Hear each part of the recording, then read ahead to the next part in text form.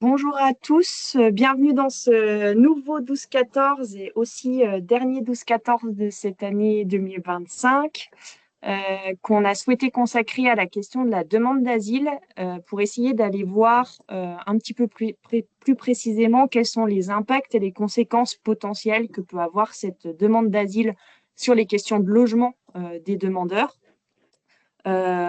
On a souhaité traiter cette question parce que c'est quand même assez une thématique d'actualité qui a beaucoup d'impact en effet sur les parcours des personnes. Et c'est pour ça qu'on voulait vous présenter des petits éléments aujourd'hui. Je vais entamer avec une courte présentation et avant ça, peut-être pour les personnes qui n'ont pas l'habitude des 12-14, c'est tout à fait normal que vous n'ayez accès ni à votre micro ni à votre caméra.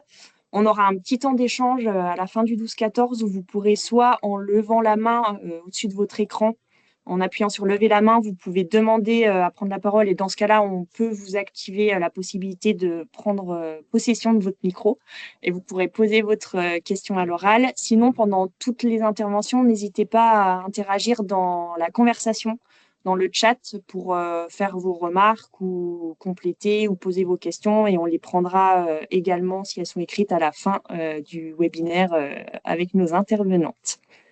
Euh, Peut-être pour vous redonner à chacun et chacune les éléments de base à avoir en tête quand on parle de demande d'asile. Donc, quand les personnes arrivent en France, elles peuvent en effet déposer une demande d'asile et elles le font auprès du GUDA. Alors, vous allez voir, j'ai volontairement fait une introduction qui essaye de reprendre un peu tous les sigles qui risquent de revenir dans les interventions de nos intervenantes ensuite. Mais voilà, je vais vous les développer et essayer de vous expliquer pour que chacun puisse avoir une base à peu près stable. Donc, quand vous faites un dépôt d'une demande d'asile, vous la faites auprès du GUDA, qui est le guichet unique de la demande d'asile, et c'est la première étape d'un parcours qui peut ensuite être un parcours un peu long, qui sera votre parcours de demande d'asile, et qui va mener potentiellement à plusieurs solutions à la fin. Soit vous pouvez être reconnu avec un statut de réfugié, soit vous pouvez être reconnu avec un statut de bénéficiaire de la protection subsidiaire, soit vous pouvez être ce qu'on appelle débouté de votre demande d'asile. Dans ce cas-là, ça veut dire que votre demande d'asile a été refusée. Pendant ce parcours, donc l'instruction de votre demande, elle va se faire via un organisme qui s'appelle l'OFPRA, donc l'Office français de protection des réfugiés et des apatrides, et qui va pouvoir, pendant l'instruction de cette demande, vous orienter notamment vers de l'hébergement spécifique, puisque les demandeurs d'asile passent sur de l'hébergement spécifique, ils ne sont pas sur l'hébergement d'urgence de droit commun normalement. Et cet hébergement spécifique, il passe par le biais du DNA, donc le dispositif national d'accueil, qui est lui coordonné par l'OFII, l'Office français de l'immigration et de l'intégration. Quand vous allez être orienté vers une place au sein de ce dispositif national d'accueil, donc de ce DNA, vous pouvez être orienté vers plusieurs types de structures. Et là encore, beaucoup de sigles.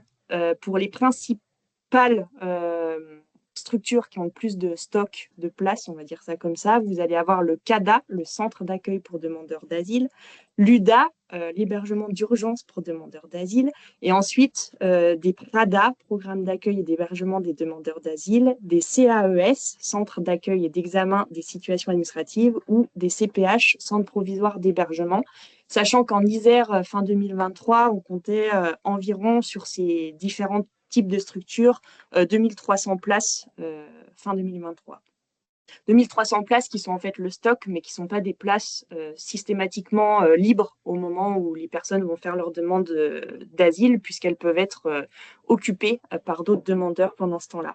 Et en effet, ça produit un mécanisme qu'on a l'habitude de voir également sur d'autres pans de l'hébergement, et notamment dans l'hébergement d'urgence, qui est en fait une saturation assez rapide de ces places dû à un sous-dimensionnement de l'offre par rapport à la demande, ce qui va produire éventuellement des délais d'attente qui peuvent être allongés ou des situations d'errance pour les personnes qui du coup ne peuvent pas entrer sur ces places d'hébergement au vu de la saturation sur le territoire.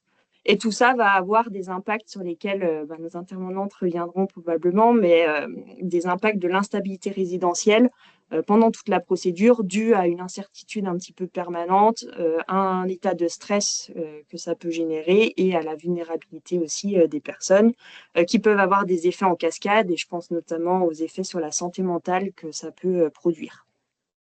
Et après décision sur votre demande d'asile, donc en effet, vous pouvez avoir une bifurcation en fonction de cette décision qui va être donc soit un statut de réfugié ou de bénéficiaire de la protection qui peut être accordé, soit un refus sur votre demande d'asile, auquel cas vous êtes débouté. Si vous avez un statut, ça veut dire que vous allez aussi avoir accès à des droits que vous n'aviez pas forcément jusque-là, notamment le droit au logement social, ce qui ne veut pas dire que vous aurez un logement social au vu aussi de la saturation du parc de logement social, mais en tout cas, vous avez le droit de faire une demande de logement social et vous allez aussi avoir accès à des aides type APL. Si par ailleurs, au contraire, vous avez connu un refus de votre demande d'asile, alors dans ce cas-là, vous devez, si vous étiez hébergé dans un des centres, dans une des structures citées précédemment, vous allez devoir en partir. Et donc, ça vous amène sur des parcours de vie chaotiques, difficiles, de nouveau d'errance, sur des solutions précaires, de squats, d'hébergement chez des tiers, etc.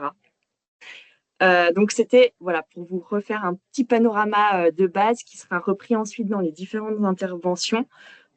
Et pour nous éclairer, on a justement aujourd'hui la chance d'avoir avec nous Geneviève Bonnard de l'association ADA, qui reviendra sur l'accueil des demandeurs d'asile et les missions de l'association.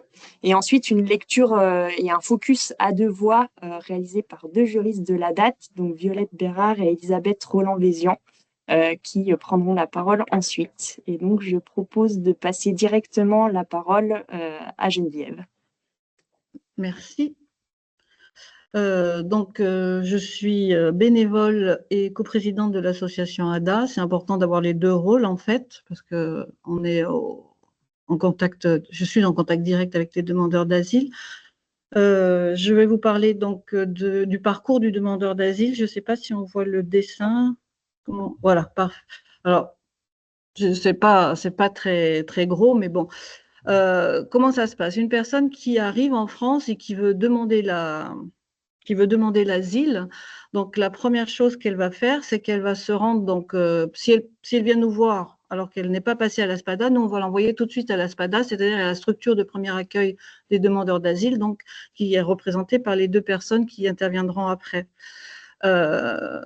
Donc, l'ASPADA a en charge de leur donner un rendez-vous en préfecture. Il n'y a pas de rendez-vous direct avec la préfecture, le rendez-vous se fait via l'ASPADA.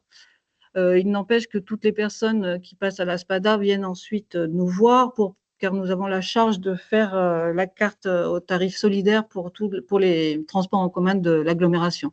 Donc, nous voyons quasiment l'ensemble des personnes qui ont demandé la protection, enfin, qui font la demande d'asile à l'ASPADA.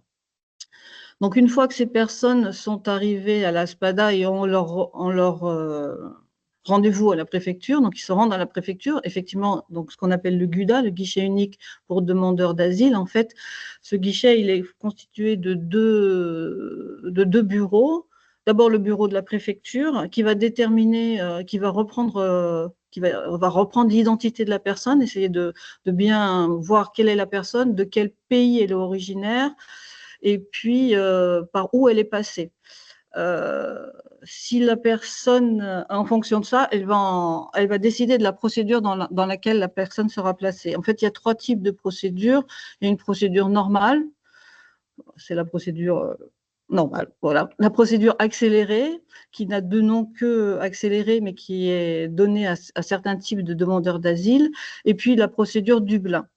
Donc, je reviendrai sur la procédure Dublin ensuite, en sachant que la procédure Dublin, en fait, c'est quand les personnes arrivent en Europe, pas directement en France, ou via un visa d'un autre pays européen que la France, ou donc on aura pris leurs empreintes, par exemple, lorsqu'elles sont arrivées par bateau en Italie, ou quand elles ont franchi la frontière autrichienne, etc. Donc, si les autorités européennes d'un pays ont pris leurs empreintes et les ont introduites dans la base de données européenne, ou si la personne a demandé un visa pour, par exemple, le Portugal, et puis en fait est venue en France, ces personnes-là, quand elles demandent l'asile, elles ont pas, en fait, elles peuvent pas le demander l'asile en France. La France va essayer de les renvoyer dans le pays qui est responsable de leur demande d'asile, c'est-à-dire celui qui a accordé le visa ou celui qui a pris les empreintes. Et ces personnes-là vont être placées en procédure Dublin et ne pourront pas demander l'asile en France pendant un certain temps, voire pas du tout. Par contre, si donc vous arrivez en France et que vous n'êtes pas connu dans ces deux bases de données, vous allez pouvoir déposer une demande d'asile. Si vous êtes originaire d'un pays que l'OFPRA considère comme sûr, c'est-à-dire que les autorités seront en capacité de vous protéger, donc on parle là essentiellement des pays des Balkans, comme l'Albanie, la Serbie, le Kosovo. Donc, l'OFPRA considère ces pays sûrs et donc place systématiquement toutes les personnes qui demandent l'asile et originaires de ces pays dans une procédure accélérée. Cette procédure accélérée, la personne peut aussi être placée en procédure accélérée si elle fait une demande d'asile plus de 3 mois après son arrivée en France. Il est bien spécifié par le GUDA que c'est sans motif légitime, ce qui est quand même difficile à encaisser parce qu'en fait, la question, elle n'est jamais posée. J'ai eu le cas d'une personne qui avait été séquestrée pendant plus de 3 mois et prostituée, qui a été placée en procédure accélérée parce qu'elle n'avait mis plus de 3 mois à déposer sa demande d'asile, ce qui est quand même assez incroyable. Donc, quand la personne se présente au GUDA, donc elle voit la préfecture qui définit son identité et qui définit sa procédure. Et ensuite, elle passe dans le bureau suivant, qui est le bureau de l'Office, donc l'Office français de l'immigration et de l'intégration, qui est responsable donc des conditions matérielles d'accueil. Et les conditions matérielles d'accueil, elles regroupent à la fois l'hébergement et l'allocation pour demandeurs d'asile, donc l'ADA. On a le même nom, mais il ne faut pas confondre.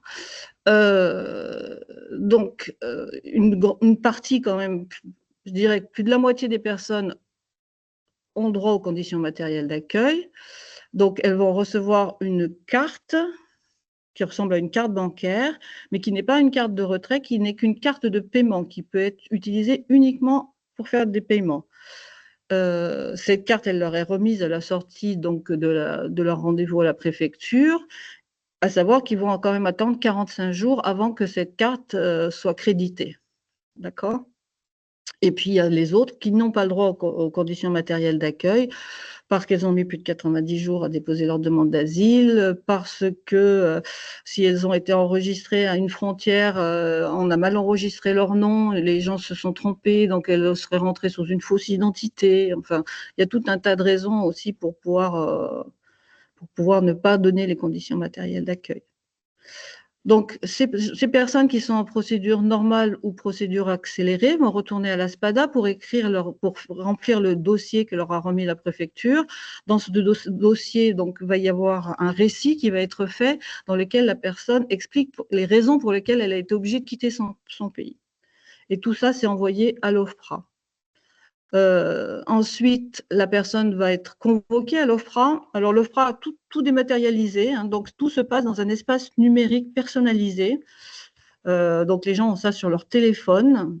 Donc, au début, c'est un peu cafouillé, mais maintenant, je pense que c'est assez rare de voir quelqu'un qui ne voit pas sa convocation. Donc, la personne est convoquée à l'OFPRA, donc c'est-à-dire à Val-de-Fontenay. De temps en temps, il y a des missions foraines de l'OFPRA, c'est-à-dire que l'OFPRA se déplace en région et pour la première fois, au mois de décembre, la semaine prochaine, l'OFPRA sera en mission foraine à Grenoble. Ça n'était jamais arrivé, il n'était pas allé plus loin que Lyon. Donc les gens sont convoqués à l'OFPRA. Ils vont avoir un entretien avec un officier de protection et bien sûr un interprète si la personne ne parle pas français.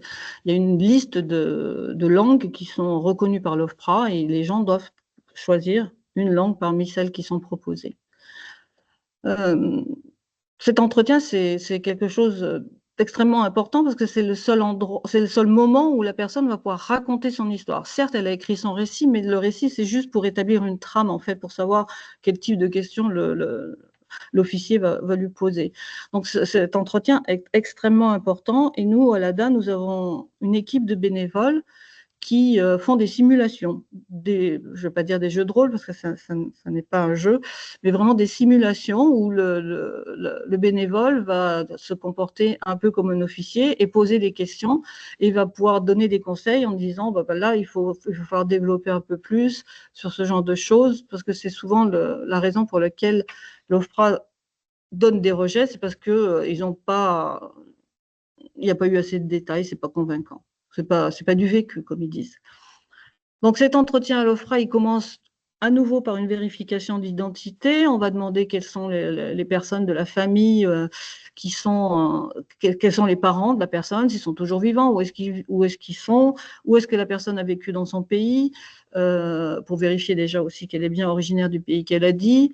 Et puis, s'il y a un conjoint, marié ou pas, des enfants qui sont encore au pays, ça, ce sera important, il faut les signaler à l'OFPRA parce que ce sera important si jamais la personne obtient la protection, elle aura le droit de faire venir sa famille au sens restreint du terme.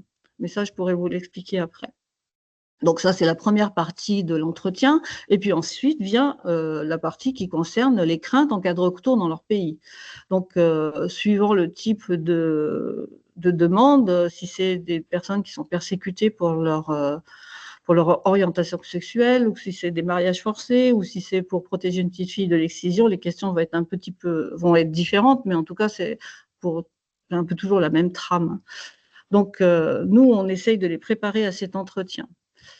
L'entretien, ça peut durer 1 heure, comme ça peut durer 2 heures, ça dépend du nombre de questions que l'officier va poser, et puis surtout de la façon dont la personne va pouvoir s'exprimer.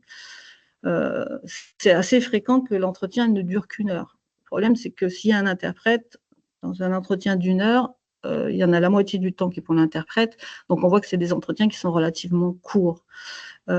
Souvent, les personnes, on leur pose une question et puis ils commencent à répondre. L'interprète interrompt pour pouvoir traduire et dès que l'interprète a fini de traduire, l'officier enchaîne sur une autre question. Donc, souvent, on reproche aux gens de ne pas être assez précis et de ne pas donner assez de détails, mais quel temps on leur laisse en fait. Voilà, donc l'OFPRA, ils sont entendus à l'OFPRA. Ils vont recevoir la décision de l'OFPRA toujours sur leur téléphone, sur leur espace numérique personnalisé. Soit ils obtiennent la protection de l'OFPRA et ils deviennent donc bénéficiaires de la protection internationale en fonction de savoir s'ils ont obtenu le statut de réfugié ou simplement la protection subsidiaire. Pour obtenir le statut de réfugié, il faut rentrer dans les termes de la Convention de Genève, c'est-à-dire qu'il faut être persécuté pour des raisons religieuses, pour des raisons de nationalité, pour des raisons politiques, pour des raisons d'ethnie, et ou appartenir à un groupe social. Le groupe social, au départ, ça a été un petit peu un fourre-tout. On ne savait pas trop, ça date de 1951, donc les gens ne savaient pas trop en fait ce qu'on mettait dans un groupe social. En France, il y a maintenant plusieurs groupes sociaux qui sont reconnus. Donc les personnes qui sont persécutées pour leur orientation sexuelle, que ce soit interdit ou pas dans leur pays, parce qu'on peut être persécuté même si c'est autorisé par la loi, entre guillemets. Pour les petites filles qui risquent l'excision en cas de retour dans leur pays, il y a eu aussi les femmes guinéennes victimes de traite des êtres humains, c'est-à-dire qui rentraient dans un circuit de prostitution qui était très organisé et qui était toujours le même. C'était un schéma récurrent. On savait exactement comment ça se passait. Donc, c'était vraiment un groupe social, c'est-à-dire qui est reconnu par l'État français comme étant un groupe à part dans leur pays. Voilà. Donc ça, c'est pour devenir réfugié. Mais si vous arrivez à convaincre l'officier que même si vous n'êtes pas poursuivi pour ces raisons-là, mais que vous n'obtiendrez jamais la protection de l'État, de votre État, si vous rentrez dans votre pays et que vous avez vraiment des craintes réelles, vous pouvez obtenir une protection subsidiaire. Quoi qu'il arrive, au bout du compte, vous êtes protégé. Si par contre vous avez un rejet de l'OFPRA, vous allez donc recevoir cette décision de l'OFPRA. Avec cette décision, il va y avoir tout l'entretien, toutes les notes d'entretien. Il y a le résumé de la décision de l'OFPRA, mais derrière, il y a tout l'entretien qui a été enregistré et retranscrit. Et donc, à partir de là, vous allez pouvoir déposer un recours auprès de la CNDA. Donc, l'OFPRA, c'est le ministère de l'Intérieur, l'OFII, c'est le ministère de l'Intérieur, la CNDA, c'est le ministère de la Justice. Donc là, c'est vraiment la Cour. Et donc, vous allez passer devant des juges. Et pour cela, il faut écrire un recours. Alors, comme c'est la justice, vous avez le droit d'être accompagné par un avocat. Cet avocat, il peut être payé par l'aide juridictionnelle, comme toute personne résidant en France, si vous n'avez pas assez de revenus. Donc, dès que la personne reçoit sa décision de rejet de l'OFPRA, il faut absolument qu'elle vienne nous voir à l'ADA pour qu'on puisse faire une demande d'aide juridictionnelle. On a 15 jours exactement pour faire la demande d'aide juridictionnelle. Au-delà, ce sera systématiquement refusé. Donc, il faut absolument que la personne se présente à l'ADA pour pouvoir faire sa demande d'aide juridictionnelle. Avec elle, on va aussi lui prendre un rendez-vous pour rédiger avec elle le recours. Donc, on va reprendre tous les arguments de l'OFPRA un à un et on va développer et donner tous les détails qui manquaient pendant l'entretien. Ensuite, eh bien, cette personne sera convoquée à la CNDA. Alors, la CNDA, c'est Cour nationale du droit d'asile. Elle a gardé son nom, mais cette CNDA, en fait, elle a été territorialisée, c'est-à-dire qu'il y a des cours maintenant à Grenoble, à Strasbourg et Bordeaux, je crois. En tout cas, non, pas Grenoble, je dis une bêtise, à Lyon, pardon. Donc, les gens sont convoqués à Lyon. Mais pas tous. Hein, tous ceux qui viennent de Grenoble ne sont pas tous convoqués à Lyon. Il y en a encore qui sont convoqués à Paris. Ça dépend du pays dont vous êtes originaire et de la langue que vous parlez. Par exemple, toutes les personnes ukrainiennes sont systématiquement convoquées à Paris. Les personnes originaires de Guinée, si elles parlent Soussou, ça va être à Lyon. Si elles parlent malinké, ça va être à Paris. Voilà, donc il y a une cour qui est à Lyon maintenant, donc c'est une cour territorialisée. Et donc, les gens vont se présenter devant le juge et accompagnés de leur avocat s'ils ont fait leur demande d'aide juridictionnelle à temps. Et là, la cour va donc, ce sera une audience qui sera beaucoup plus courte en général que l'OFPRA. En tout cas, si, la CNDA ne va pas reprendre tout le récit de la personne, mais va s'intéresser à des points particuliers pour vérifier déjà les dires de la personne. Et puis ensuite, la CNDA va rendre sa décision. Soit elle annule la décision de rejet de l'OFPRA et donc la personne obtiendra la protection, soit la CNDA confirme la décision de l'OFPRA et les personnes deviennent des déboutés, donc des sans-papiers. Voilà. Donc, nous, on intervient donc au moment de la préparation à l'OFPRA pour vraiment que les personnes soient prêtes à cet entretien, et on intervient au niveau de la CNDA pour la rédaction du recours et pour la préparation à l'audience. Parce qu'en général, le recours, on l'écrit rapidement pour être toujours dans les délais, et puis on attend, enfin la personne attend, et au bout d'un certain temps, elle a une convocation à la CNDA, donc là, il faut qu'elle se remette en tête tout ce qu'elle a dit dans son recours. Si les problèmes de la personne au quotidien, c'est de trouver à manger et de savoir où elle va dormir, c'est pas facile de se remettre en marche pour aller défendre sa demande d'asile. C'est pour ça qu'on leur refait encore une préparation. Sinon, ça, c'est donc la procédure normale et accélérée. Ah oui, alors la grosse différence entre la procédure normale et la procédure accélérée, c'est que les personnes en procédure accélérée qui sont originaires d'un pays d'origine sûre, qui viennent d'un pays d'origine sûre, dès qu'ils ont fini l'OFPRA, s'ils ont un rejet, ils ont une OQTF. Et même s'ils déposent un recours à la CNDA, ce recours n'est pas suspensif de l'OQTF, c'est-à-dire qu'ils peuvent être expulsés alors qu'ils sont en demande de recours. Voilà, ça c'est pour les pays d'origine sûre. Donc pour les personnes qui sont arrivées en France en étant passées par un autre pays où il y a eu un visa par un autre pays, on va les mettre directement, la préfecture les met en procédure Dublin.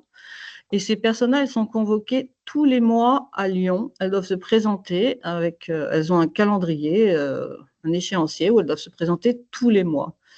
Euh, donc, elles vont, au bout d'un certain temps, avoir systématiquement un arrêté de transfert. Cet arrêté de transfert, il est très important parce qu'il y a les dates à partir desquelles débute l'arrêté de transfert et jusqu'à quand il est valable.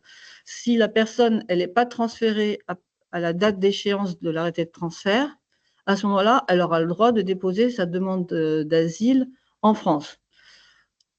Alors, pour toutes les personnes qui sont passées par l'Italie, elles vont être donc qui sont arrivées à Lampedusa ou je ne sais où, quelque part, voilà, on leur a pris leur empreinte, elles viennent en France, elles vont être placées en procédure Dublin et elles vont pendant 6-8 mois aller signer à Lyon en attendant que l'arrêté de transfert, donc la France demande à l'Italie de reprendre les personnes et depuis que Mélanie est au pouvoir, eh ben, elle ne reprend plus personne. On le sait, c'est comme ça. N'empêche que les gens vont rester en procédure Dublin pendant 6 à 8 mois, euh, donc parfois sans hébergement et parfois sans argent. Et pour tous les autres, eh bien, ils vont à un moment donné ou pas recevoir un billet d'avion oui, un billet d'avion ou être transférés en voiture encadrée par la police en Allemagne ou renvoyés à Madrid par avion. Et dans ce cas-là, ben, il arrive de temps en temps quand même que les personnes décident de revenir en France parce qu'elles sont restées à Grenoble pendant un certain temps. Elles ont rencontré des associations, elles ont trouvé des soutiens à Grenoble, elles savent où aller pour manger, où aller pour se laver, etc. Pour les femmes seules, elles ont des contacts aussi dans d'autres associations. Et donc, il arrive que ben, les personnes reviennent après être passées, je ne sais pas, 3 jours à Madrid, parfois même pas plus.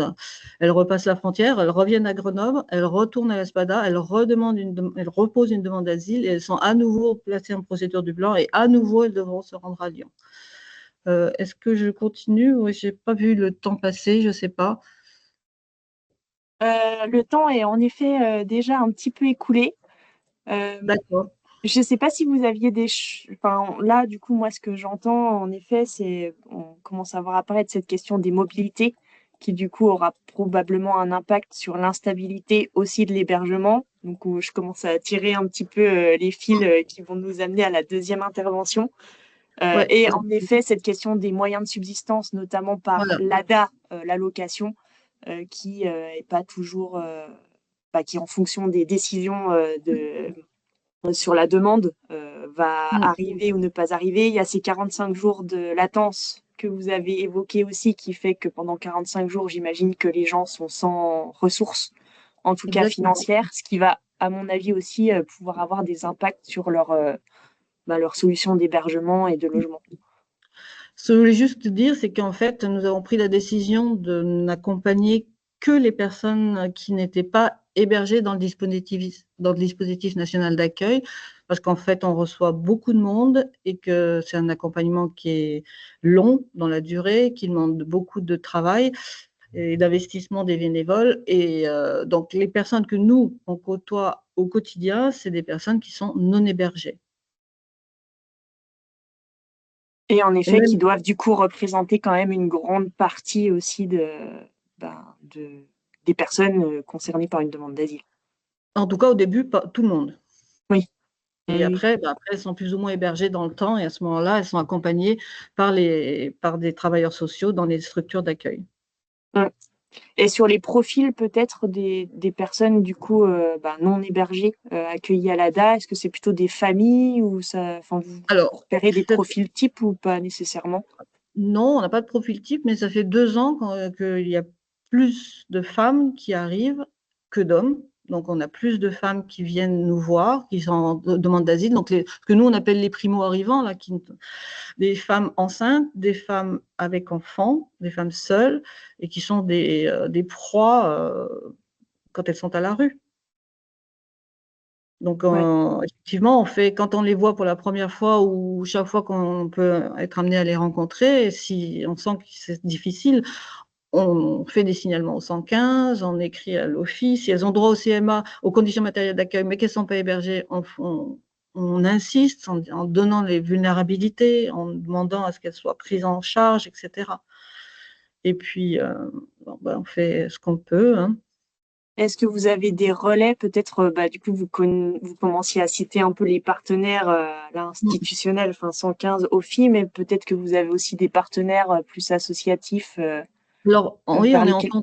on est en contact avec des collectifs d'hébergement qui ne sont Mm, pas sur Grenoble, hein, il y a les Vertes Accueillants, il y a sur le plateau Mathésin, il y a AMG, il y a d'autres, enfin voilà, donc un certain nombre de collectifs, mais ces collectifs, c'est fantastique le travail qu'ils font, mais ça reste une goutte d'eau par rapport à la problématique de l'hébergement.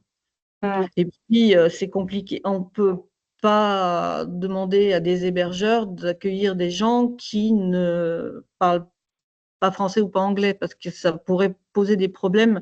Il faut qu'elles soient un minimum autonomes pour pouvoir prendre le bus et redescendre à Grenoble pour leur rendez-vous, etc. Donc, tout le monde ne peut pas être hébergé par un collectif. On ne peut pas envoyer quelqu'un qui parlerait une langue un peu méconnue, en tout cas pas parlée par les hébergeurs, parce que ça mettrait tout le monde en difficulté. mm. Eh ben, en tout cas, merci beaucoup pour cette présentation qui me paraissait vraiment nécessaire en tout cas pour moi qui suis pas spécialiste de la question et j'imagine que d'autres dans notre public non plus, mais qui du coup remettait bien les jalons du parcours de cette demande d'asile. Et on commence à voir en effet apparaître les liens qui sont quand même assez resserrés finalement avec la question du logement, de l'hébergement et du non-hébergement que vous évoquiez à l'instant. Et du coup, je donne la parole pour aller un petit peu plus loin sur le focus hébergement de ces demandeurs d'asile à Violette Elisabeth, donc de la date. Bonjour. Bonjour. Donc, je m'appelle Elisabeth et ma collègue Violette. On est toutes les deux juristes au pôle jeunesse et migration de la date. Euh, donc, on va vous présenter un petit peu voilà, sur la question de l'hébergement et de la demande d'asile. Juste avant, une petite présentation de la date. C'est une association qui gère plusieurs structures, notamment des structures liées à la demande d'asile. En Isère, c'est la date qui gère la SPADA, dont on a parlé un peu plus tôt. Euh, la date gère aussi des hébergements, donc CADA, HUDA, HUDC, donc hébergement d'urgence de droit commun. Il y a un pôle jeunesse et migration donc dans lequel nous travaillons et le public, c'est les mineurs non accompagnés. Et nous faisons aussi des permanences dans des structures extérieures, donc par exemple en maison d'habitants, dans des accueils de jour, à point d'eau, à l'appart, etc. Et notamment, il y a une permanence à Un Toit pour tous 2 fois par mois par deux de nos collègues juristes. Voilà. Et un autre lien qu'a la date avec Un Toit pour tous, c'est qu'on fait partie de la même, enfin de la Fédération des acteurs de la solidarité. Euh, voilà. On va peut-être pas revenir sur le. Alors, je sais pas si c'est moi qui dois bouger le PowerPoint. Ah oui. On s'était dit qu'on pourrait peut-être faire un rappel sur le droit d'asile, mais je pense que Geneviève est bien revenue dessus. Globalement, vous l'aurez compris, c'est un parcours qui est long, qui est assez difficile psychologiquement parce que c'est basé sur le fait de raconter et de prouver qu'on est en danger en cas de retour dans son pays d'origine. Donc, c'est un parcours qui est assez éprouvant. Voilà. Mais par contre, on voulait faire un petit rappel quand même sur la distinction entre le logement et l'hébergement. Dans le logement, la personne qui loue un contrat ou un bail en général et paye un loyer, elle a un droit de maintien dans les lieux et elle peut bénéficier d'aide au logement. Et l'hébergement, c'est vraiment différent. L'occupant peut avoir un contrat d'hébergement, mais c'est beaucoup plus précaire, c'est temporaire. Il n'a pas d'aide au logement, il participe en général pas aux frais d'hébergement. Et il décide pas en fait de la temporalité de quand est-ce qu'il est accueilli ou quand est-ce qu'il va sortir de l'hébergement. Pourquoi cette distinction? C'est que les personnes qui sont en demande d'asile, elles n'ont pas droit au logement. Elles n'ont pas droit à un logement social, elles n'ont même pas droit forcément à un logement classique puisqu'elles n'ont pas de titre de séjour. Donc, elles peuvent prétendre qu'à un hébergement et donc elles n'auront pas le choix de quand est-ce qu'elles y auront accès ou pas. Et dans l'hébergement, elles pourront être orientées soit vers le dispositif national d'accueil, donc qui est réservé aux demandeurs d'asile, soit vers le droit commun. En général, on associe ça au 115. Du coup, on va revenir un petit peu aussi sur les conditions matérielles d'accueil dont on a parlé un peu avant. Les conditions matérielles d'accueil, c'est ce qui est supposé permettre aux demandeurs et demandeuses d'asile de vivre dignement. Et donc, ça correspond à l'hébergement et à l'allocation de demandeurs d'asile, notamment. Donc, c'est géré par l'OFII. Et pour l'allocation, on est sur une allocation de 6,80 € par jour et par personne, enfin pour une personne demandeuse d'asile. Et ensuite, avec un ajout de 3,40 € par personne supplémentaire dans le foyer. Donc, c'est quand même des conditions assez minimales pour vivre. Et on précise que la personne n'a pas le droit de travailler. Enfin, lorsqu'on est en demande d'asile, on n'a pas le droit de travail. Donc, du coup, on peut vivre juste avec cette allocation, c'est-à-dire rien. Pas grand-chose. Pour revenir sur le dispositif national d'accueil, donc, c'est le dispositif qui est pour les personnes en demande d'asile. C'est vraiment distinct du dispositif du droit commun. Donc, le droit commun, c'est pour toute personne qui est à la rue, qu'elle soit française, étrangère mais régulière ou étrangère irrégulière. Et c'est le 115 en fait. Et le dispositif national d'accueil, c'est vraiment uniquement pour les personnes qui sont en demande d'asile. Et ça se décline en plusieurs types d'hébergements. Donc, vous avez sûrement déjà entendu des cycles, CADA, HUDA, etc. Un demandeur d'asile pourra être hébergé soit dans le dispositif national d'accueil, soit dans le droit commun. On vous expliquera après dans quelle situation, soit jamais hébergé, c'est aussi très fréquent.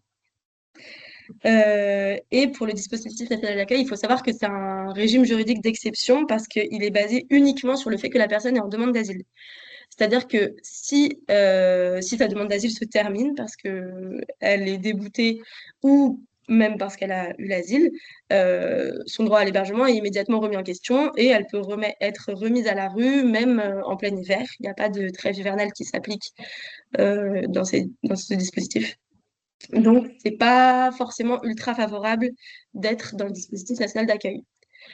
Cependant, il y a quand même un accompagnement socio-juridique pendant tout le temps de la demande d'asile. Donc, les personnes vont avoir un travailleur social, un juriste qui va les accompagner en fait pour la demande d'asile.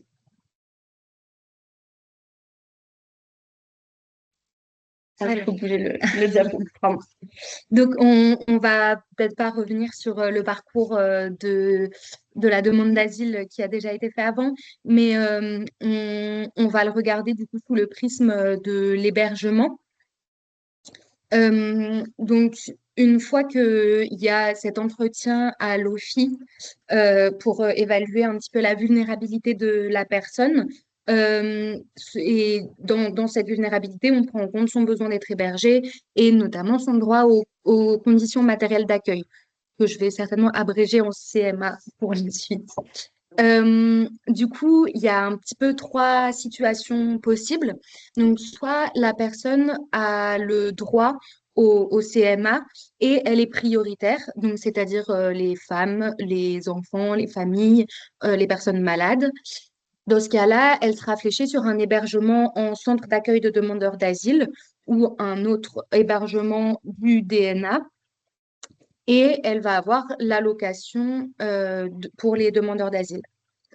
Si la personne, elle a le droit au CMA, mais qu'elle n'est pas prioritaire, donc c'est souvent le cas des hommes seuls, ou alors qu'il n'y a pas assez de place dans le dispositif national d'accueil, ce qui est aussi régulièrement le cas, ces personnes sont sans hébergement en attendant d'avoir une place qui se libère dans un centre spécialisé, et elles vont avoir l'allocation de demandeur d'asile. Et ces personnes peuvent cependant appeler le 115 et être hébergées dans le droit commun entre-temps, en attendant qu'elles soient rappelées par l'OFII. Et il y a certains cas aussi où les personnes n'ont pas le droit au CMA. Et dans ce cas-là, il n'y a ni hébergement, ni allocation. Donc la personne se retrouve à la rue et a la possibilité d'appeler le 115 pour un hébergement de droit commun. Et donc maintenant, on va voir un petit peu c'est quoi les conditions pour avoir les CMA et dans quel cas est-ce on n'a pas le droit en fait au CMA? Oui, il y a beaucoup de personnes qui y ont droit et qui n'ont pas encore d'hébergement et qui vont attendre très longtemps, etc. Mais il y a des personnes qui n'y ont pas droit ou alors pour qui c'est coupé et du coup, elles n'auront jamais d'hébergement dans le DNA, dans le dispositif national d'accueil. Du coup, il y a des personnes qui initialement n'auront pas droit au CMA, c'est les personnes déjà qui sont en demande de réexamen. Je crois que Geneviève l'a expliqué tout à l'heure, le réexamen, c'est lorsqu'on a déjà fait une demande d'asile, que la demande a été en général refusée ou clôturée, et qu'on souhaite réintroduire une demande parce qu'on a des nouvelles choses à raconter. Donc, ces personnes qui réintroduisent une demande n'ont droit ni à une allocation, ni à un hébergement. Les personnes qui n'ont pas déposé la demande dans les délais, donc pareil, comme Geneviève l'évoquait, c'est 90 jours. Donc, les CMA leur seront refusés aussi. Les personnes qui vont pas se présenter aux convocations. Donc ça, c'est plutôt pour des personnes du coup qui seraient en procédure Dublin. Elles doivent pointer régulièrement dans un pôle régional Dublin. Et si elles se présentent pas régulièrement aux convocations, elles peuvent ne pas avoir droit au CMA. Mais en fait aussi les personnes qui n'iraient pas à leur convocation à l'OFPRA ou à la CNDA. Ensuite, les CMA, donc le droit aux allocations et à l'hébergement, vont être retirés à des demandeurs si, par exemple, le demandeur a eu une affectation dans un hébergement mais l'a refusé. Ça peut arriver, il y a un schéma de répartition nationale, donc ça peut arriver qu'on vous propose une place en Ardèche, sauf que ça fait 6 mois que vous attendez à Grenoble, que vous avez créé un réseau ici, etc. Et donc, du coup, vous n'avez pas envie d'aller en Ardèche, donc vous dites non, et ben, on va vous couper votre accès à votre allocation et vous n'aurez plus de proposition d'hébergement. De la même manière, quelqu'un qui va quitter son hébergement sans autorisation, parce que, je ne sais pas, sa famille arrive en France, à Paris, et elle souhaite rejoindre sa famille, n'aura plus d'allocation et plus droit à un hébergement dans le DNA. Il y a également les personnes qui n'auraient pas révélé toutes leurs ressources, par exemple parce qu'elles travaillent de manière irrégulière et qu'elles avaient peur de le dire ou des choses comme ça. Des personnes qui auraient menti sur leur situation familiale, qui auraient par exemple omis d'indiquer qu'il y avait telle personne de leur famille sur le territoire et l'OFII finit par recouper. Ou enfin, quelqu'un qui aurait déjà effectué une demande d'asile avec une autre identité. Donc toutes ces personnes-là, lorsque l'OFII le découvre, va couper leur droit aux conditions matérielles d'accueil et elles n'auront pas droit donc à une allocation qui déjà était assez dérisoire. Malgré tout, c'est possible de faire des recours contre ces décisions devant le tribunal administratif, donc de contester la décision de l'OFII au tribunal. Et du coup, pour aller un peu plus loin sur ce sujet, qu'est-ce que ça implique concrètement pour les personnes, tout ça? C'est déjà, c'est pas vraiment un choix qu'on fait entre soit le dispositif national d'accueil, soit le 75. En fait, comme on peut se voir refuser son allocation si on refuse d'aller dans le dispositif national d'accueil, c'est vraiment pas le choix de la personne qui demande l'asile qui choisit plutôt le 115 ou plutôt le DNA. C'est cette histoire d'hébergement spécialisé pour les personnes qui sont en demande d'asile, c'est aussi une mesure de police administrative. En fait, à travers l'hébergement des personnes en demande d'asile, ça permet à nous, pardon, à l'État, en fait, de savoir où trouver la personne en cas de refus d'asile pour pouvoir notamment l'expulser. Et enfin, avec la nouvelle loi Darmanin depuis 2024, donc l'OFPRA peut clôturer la demande d'asile simplement sur le fait que la personne a quitté son hébergement qu'elle avait dans le DNA. Ouais, l'hébergement remet en question même la demande d'asile en soi. Bon, on voulait vous présenter un petit peu les différents établissements du DNA. C'est vraiment pas le plus important. Il y a beaucoup d'acronymes et globalement, c'est tous des hébergements pour des personnes en demande d'asile. Mais bon, voilà, pour info. Les CADA, donc Centre d'accueil pour demandeurs d'asile, c'était les dispositifs initiaux pour les personnes en procédure normale. Faute de suffisamment de places en CADA, il y a des HUDA, donc hébergements d'urgence pour demandeurs d'asile, qui ont été créés. Donc, c'était censé être plus pour de l'urgence, donc de manière plus temporaire. Bon, finalement, ça dure très longtemps dans tous les cas. Il y a également des PRADA, c'est des structures qui sont essentiellement gérées par Adoma et souvent c'est dans des anciens hôtels de Formule 1. Et en général, c'est plutôt des personnes qui sont en procédure Dublin qui sont placées dans ces centres parce qu'elles sont proches, parce qu'ils sont proches du pôle régional Dublin où elles doivent pointer. Et aussi parce que ça peut être proche d'un aéroport si la personne est censée retourner dans le pays qui doit traiter sa demande d'asile. Voilà, donc encore une fois, l'hébergement, c'est aussi un instrument de contrôle des personnes. Et il y a des CAES, du coup, c'est des hébergements temporaires, normalement pour les personnes qui souhaitent demander l'asile. Donc c'est censé être un séjour très bref qui permettent un accès direct au SPADA. Et ensuite, les personnes sont censées être réorientées selon un schéma national d'accueil. Et on peut aussi noter qu'il y a des CPH, du coup, c'est des centres pour les bénéficiaires de la protection internationale, donc les personnes qui sont protégées, qui ont eu l'asile ou la protection subsidiaire. Et il y a encore d'autres formes de structures, mais c'est les plus essentielles. C'est vraiment les principales, ouais. Et donc, une fois qu'il y a une réponse de l'OFPRA, qu'est-ce qui se passe? Donc, soit il y a du coup deux possibilités. Soit la personne est reconnue protégée, donc soit le statut de réfugié, soit le statut de la protection internationale, soit subsidiaire, pardon. Merci. Soit elle est déboutée. Donc, déboutée, ça veut dire que sa demande d'asile est rejetée. Dans ce cas-là, si elle était hébergée dans le DNA, elle est alors remise à la rue. Il y a la possibilité quand même de contacter le 115 pour avoir un hébergement dans le droit commun. Mais voilà, comme le DNA, il est spécifique aux personnes qui sont en demande d'asile, dès lors qu'elles sont déboutées, elles sont remises à la rue. À l'inverse, si elles étaient hébergées déjà dans le droit commun, elles ne seront pas spécialement expulsées de leur hébergement. Si les personnes sont protégées, elles vont pouvoir demander un titre de séjour et donc elles vont pouvoir trouver un logement par elles-mêmes. Donc, c'est ce que Violette expliquait au début, il faut un titre de séjour pour pouvoir avoir un logement. Et donc, elles vont être assez rapidement poussées vers la sortie dès qu'elles ont leur titre pour avoir voilà, un logement en autonomie. Il y a quand même la possibilité d'aller donc en centre provisoire d'hébergement euh, pour, euh, pour les personnes qui sont protégées, mais c'est encore une fois des endroits où il y a très peu de place. Et quand même, pour aller un peu plus loin sur la question des personnes qui sont déboutées du droit d'asile, ce que ça implique pour elles en termes de droit au séjour, c'est qu'elles ne vont pas pouvoir prétendre à un type de séjour avant assez longtemps parce qu'il faut passer par une procédure de régularisation. C'est une procédure qui est assez complexe et surtout qui relève du pouvoir discrétionnaire du préfet. Donc, c'est notamment la question des métiers en tension, etc. Les conditions de cette régularisation, elles sont toujours plus sévères, de plus en plus restreintes et de plus en plus compliquées. Notamment, par exemple, la circulaire Valls, qui était assez célèbre, n'existe plus aujourd'hui. Voilà, on cherche à amoindrir les possibilités des personnes de se régulariser.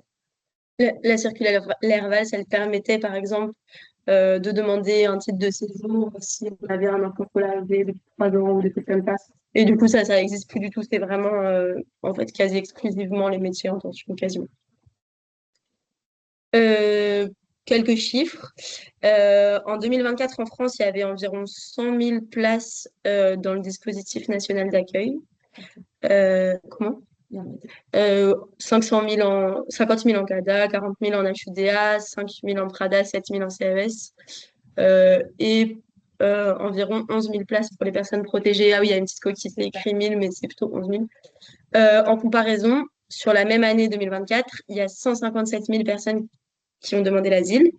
Sauf qu'une demande d'asile, ça dure longtemps, hein, ça dure plusieurs années. Du coup, c'est 157 000 nouvelles demandes. Donc, on voit qu'il y a vraiment beaucoup plus de gens qui attendent. Et donc, que le nombre de places est beaucoup trop faible par rapport au nombre de demandeurs. Il faut aussi savoir que du coup, sur le budget 2025, il y avait déjà eu une baisse sur le dispositif national d'accueil. Et là, le projet pour le budget 2026 prévoit aussi une économie. Alors, c'était 69 millions d'euros d'économie en 2025. Et là, il y a encore un projet d'économie qui fera une suppression de 5000 places environ. Voilà. Et Marie l'a dit tout à l'heure, il y aurait 2300 places à Grenoble dans l'hébergement. C'est essentiellement, il y a Adoma qui gère des structures, la date, la sauvegarde de l'Isère, l'entrée de Pierre Valdo, France Horizon, j'en oublie sûrement. Mais en tout cas, c'est géré par plusieurs associations. Oui, et du coup, c'était sur le territoire de l'Isère, pas uniquement Grenoble, même si une forte proportion est à Grenoble, en effet. Et du coup, pour finir un petit peu cette présentation sur la question voilà, concrètement, en fait, c'est quoi l'hébergement aussi pour les demandeurs d'asile? Euh, En fait, il y a plusieurs systèmes d'hébergement, donc, mais notamment quand il y a des accueils collectifs, donc des bâtiments où sont logées plusieurs personnes en même temps. Il y a des règlements intérieurs, notamment, qui prévoient que les personnes ne puissent pas inviter des personnes étrangères à la structure dans l'immeuble, notamment pour passer la nuit. Donc, dans des situations où la mère avec l'enfant est hébergée, eh bien, le père n'a pas le droit de venir passer la nuit avec sa conjointe et son enfant, ce qui est quand même qui est très questionnant. Il y a aussi régulièrement des horaires imposés. Les personnes n'ont pas le droit de sortir et rentrer comme elles veulent. Et il y a aussi un accueil qui est parfois insalubre. En fait, il faut trouver des hébergements dans le parc privé et c'est assez difficile, même si les conditions sont de mieux en mieux en ce moment. Mais bon, voilà, ça reste quand même assez précaire. Et donc, tout ça, ça atteint vraiment à la vie privée et familiale des demandeurs d'asile et aussi juste à leur intimité, sachant que dans les accueils collectifs comme ça, et puis c'est des grands bâtiments avec plein de personnes dedans, ça implique de la promiscuité et aussi un partage d'espace avec des personnes qui n'ont pas forcément la même culture, la même religion et tout ça. Et donc, ça crée parfois des conflits interethniques. Enfin, en tout cas des petits points de frottement. Mais il y a aussi d'autres méthodes d'hébergement, donc ce qu'on appelle des hébergements en diffus. Voilà, c'est le cas notamment du centre d'accueil de demandeurs d'asile de la date, où c'est plusieurs appartements répartis sur le territoire et pas un seul grand bâtiment. Voilà, On souligne quand même que les conditions d'accueil sont extrêmement différentes selon les associations et selon les gérants du centre. Et du coup, il peut y avoir des accueils très dignes, d'autres moins. Il y a quand même eu des efforts qui ont été faits sur les dernières années. Et ben, merci beaucoup Merci. pour cette présentation qui complétait vraiment bien la première. C'était dense, mais je trouve que ça permet de réinsister aussi, et on l'a vu au fur et à mesure de vos différentes interventions, de réinsister sur ces effets de saturation. Du coup, saturation du DNA qui fait qu'il y a un report potentiel de certaines personnes qui auraient dû être dans le DNA sur l'hébergement d'urgence qui est lui-même saturé pour cause de saturation du logement social, par exemple. Donc, on revoit bien toutes ces chaînes de saturation qui font que ça déborde, entre guillemets, d'un petit peu partout, que ça génère, et vous l'avez rappelé, des conditions de vie toujours forcément inconfortables pour les personnes qui subissent ces effets de saturation en chaîne de la chaîne de logement.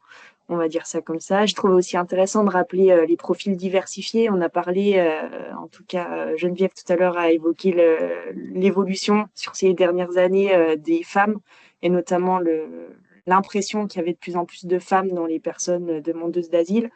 Vous avez évoqué aussi les hommes seuls, les familles, les conditions de vie des enfants. Donc, on voit que c'est des profils diversifiés pour des parcours qui sont toujours longs et éprouvants. Et on l'a bien vu, vous l'avez toutes les trois rappelé.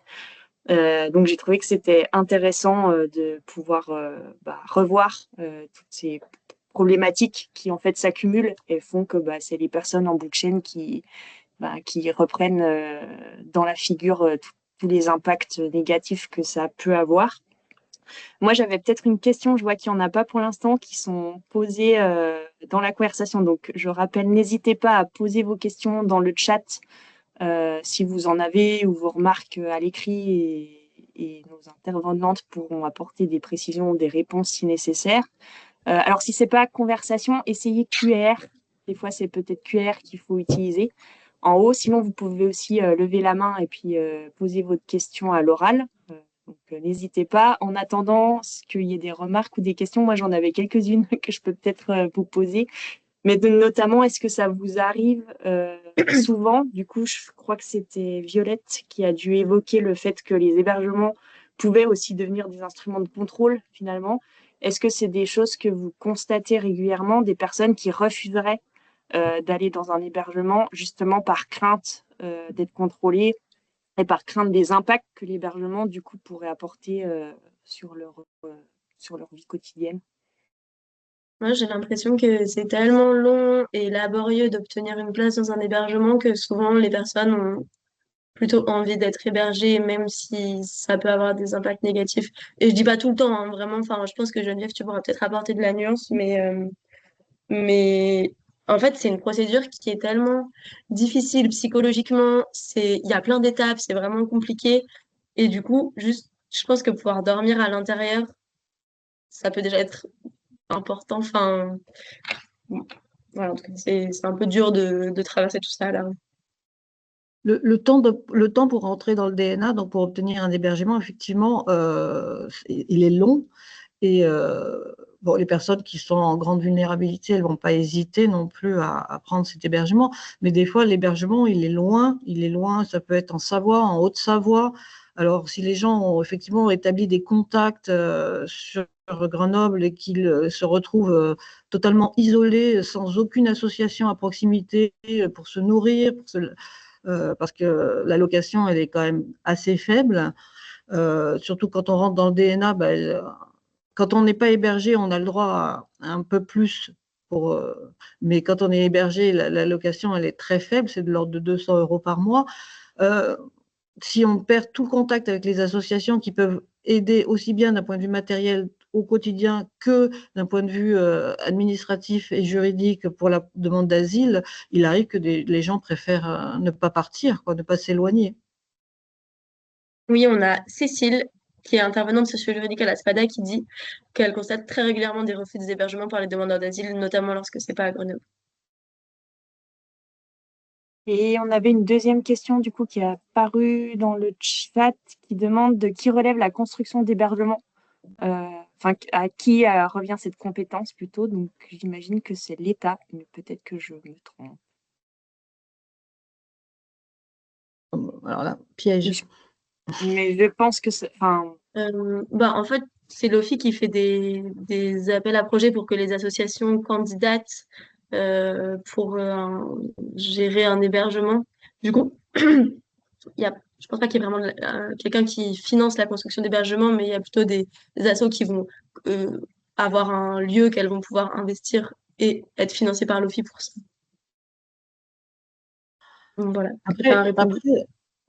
Après la saturation aussi au niveau des régions, on l'a bien ressenti pour les Jeux Olympiques quand il a fallu vider les rues de Paris. C'est-à-dire que l'OFI au niveau national fait des orientations vers les régions et donc les gens qui sont orientés par l'OFI dans les régions viennent prendre des places d'hébergement qui étaient pour les personnes qui ont demandé l'asile, par exemple à Grenoble. Donc ça aussi, c'est un souci.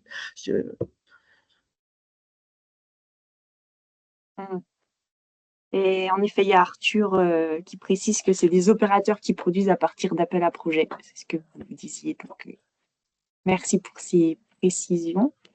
Est-ce qu'il y a d'autres questions qui arrivent dans le chat ou peut-être que vous, nos trois intervenantes, vous voulez profiter du temps qui reste pour dire des choses que vous n'aviez pas eu le temps dans le temps restreint imposé de dire?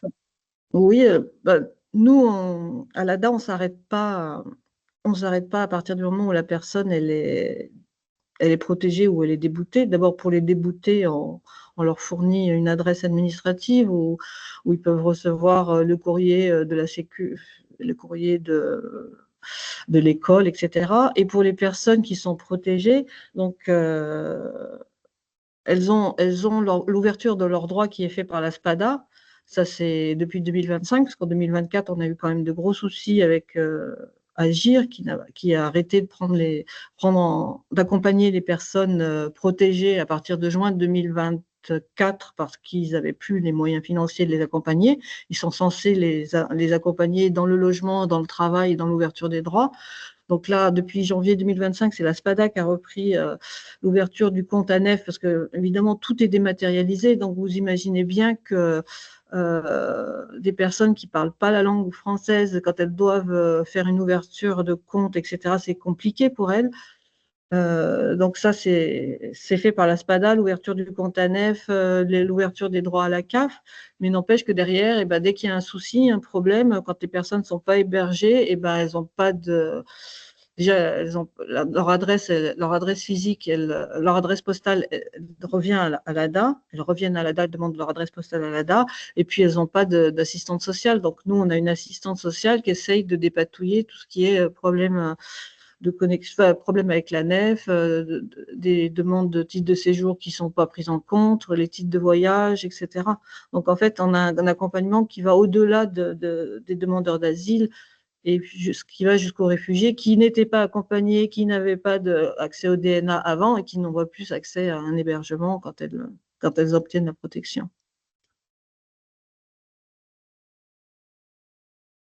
Merci. Et moi, je me demandais aussi si des fois vous aviez des rapports avec les recours DAO, notamment pour les personnes, donc le DAO, droit à l'hébergement opposable, notamment pour les personnes qui devraient pouvoir avoir accès au DNA, qui n'ont pas accès, faute de place, comme ça a été dit. Est-ce que ça vous arrive parfois de suivre des gens avec un recours DAO ou pas du tout? Nous, on ne sait pas bien faire, hein, donc on n'en fait pas beaucoup parce qu'on ne sait pas faire. Après, les personnes qui sont réfugiées, ben, de toute façon, elles ont droit à l'hébergement social, en sachant qu'il y a une liste d'attente de plus de 2 ans sur Grenoble, donc on ne peut pas faire de recours tant que le délai de 2 ans n'est pas arrivé à échéance. Non, on ne s'occupe pas trop de ça, non. Ok. Bah, du coup, ça me permet juste de rappeler qu'on a, et après, je vais faire le lien peut-être avec ma question suivante, mais qu'on a une permanence de bénévoles d'un toit pour tous, donc sur la question du DALO et du DAO, qui est ouverte le lundi après-midi à la Maison des associations de Grenoble.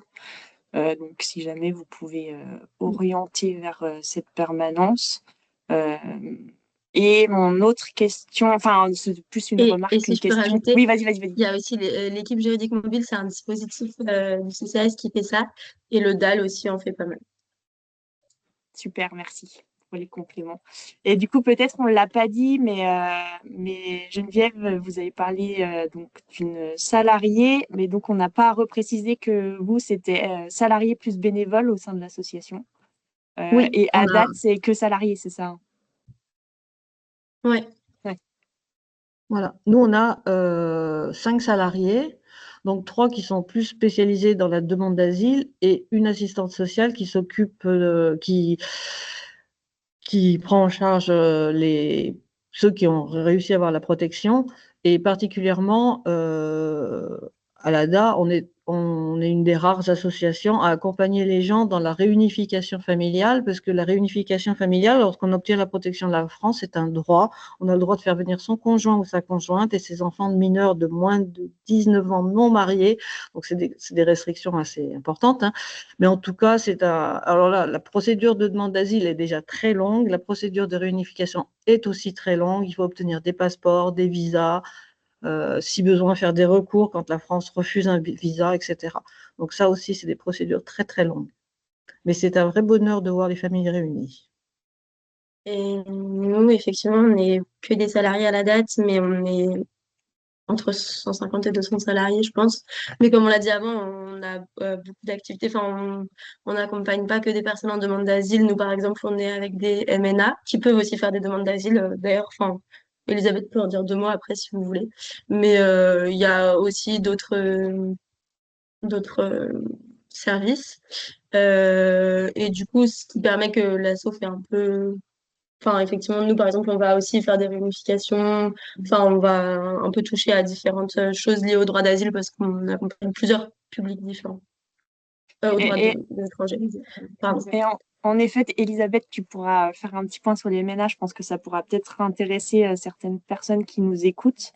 Euh, et j'avais une question et je l'ai perdue. Donc, je te laisse y aller. Si je la retrouve, je la poserai. Ouais, je voulais juste rajouter que nous, il y avait plus de 70 bénévoles, on a environ 77 bénévoles et on fait des permanences d'accueil inconditionnel les lundis, mardis, jeudis et vendredis matin.